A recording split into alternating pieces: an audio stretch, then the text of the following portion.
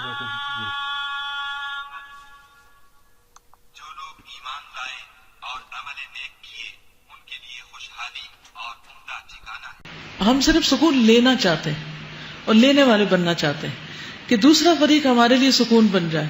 ہم نے تو سنا تھا کہ شادی کے بعد بہت مزہ آتا ہے اور بہت خوشیاں ہوتی ہیں اور بہت اچھی دوستی ہو جاتی ہے اور سب کچھ, اور یہاں تو اس بندے کو میری پرواہ ہی نہیں اور بے شمار گلے شکوے.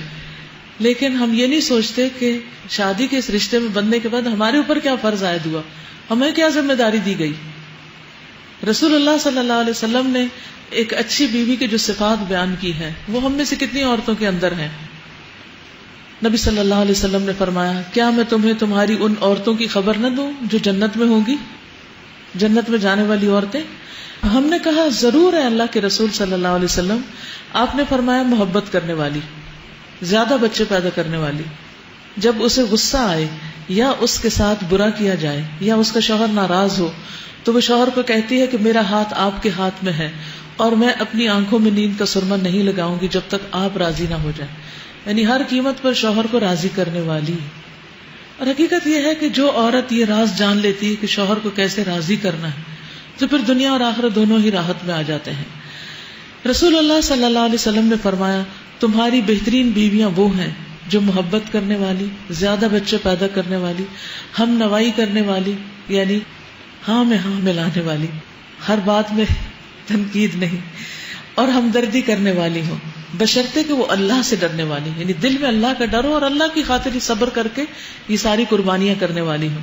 تو جس عورت کے اندر یہ کوالٹیز ہوتی ہیں پھر اس کا شوہر آخر ہار ہی جاتا ہے اپنی ضد سے اور اپنے ظلم و ستم سے, اور گھر کی فضا محبت کی فضا بن جاتی ہے.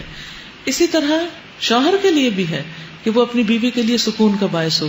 نبی صلی اللہ علیہ وسلم نے فرمایا, خیرکم خیرکم للنساء, تم میں سے بہترین شخص وہ ہے جو اپنی بیویوں کے لیے اچھا ہے.